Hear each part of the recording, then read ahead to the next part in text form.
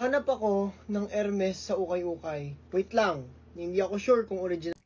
So, ang dami nagtatag sa akin sa video na to kasi naman, si Dior Veneracion nakakita ng Hermes Lindy sa isang ukayan. And, hindi nga lang siya sure kung legit ba na Hermes to. So, gusto nyong malaman kung legit ba yung Hermes bag na nakita niya. Pero guys, disclaimer, bago ko sagutin yan, hindi po ako authenticator. Pero bago ang lahat, disclaimer lang po, again, hindi po ako bag authenticator, pero mag-share ako kung ano yung nalalaman.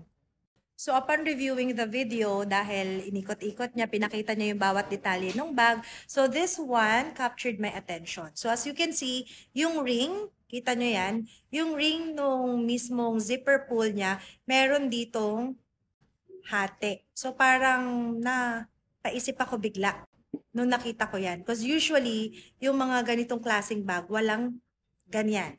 And then, buti na lang meron kaming isang available na Hermes Lindy sa aming store. So, pinatingnan ko. Wala kasi ako ngayon doon guys, nasa trabaho ako.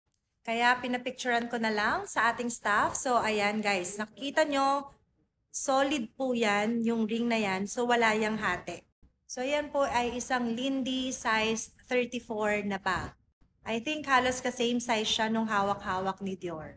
So, dito naman, when it comes to stitches, so napansin ko masyadong straight yung mga stitches niya compared to a legit one na ganito yung itsura. So, tingnan nyo. Ayan, may mga parang spaces kayong makikita and usually slanting. Sa stamping naman, yes, meron siyang code nandyan, squared M. So, ibig sabihin yan yung year kung kailan ginawa yung bag na yan. Pero masyado kung nalalakihan. Plus, ayan, ang laki din ng 25S dito sa taas. Pero we can compare it dito sa Red Lindy na to kasi this bag, yung stamp niya andito sa may gilid na to kasi newer version po itong bag na to. So, ibig sabihin, mas latest yung pagkakagawa nitong bag na to. Guys, may nakita ako, though same sila na nasa gitna na yung placement ng mga stamps, but still there's a big difference. So, kung mapapansin nyo, itong bag ni Dior, masyadong, ayan, dikit na dikit siya dun sa butas. So, halos walang space as compared dito na, ayan, so may spacing pa po. Hindi siya nag-overlap. But then again, mahirap i-judge yung bag kung ganito lang natin alone makikita.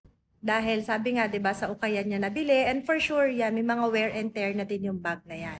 But seeing those details, buti shinare sa atin ni Dior, pinakita niya yung mga detalye. Yun, nakita natin yung mga red flags ng bag. So ayun Dior, sayang, ayoko sabihin. So basta ayun, pinakita ko na lang kung ano yung nalalaman ko based din doon sa kung ano yung meron kami ngayon sa store. So sana naka-help ako.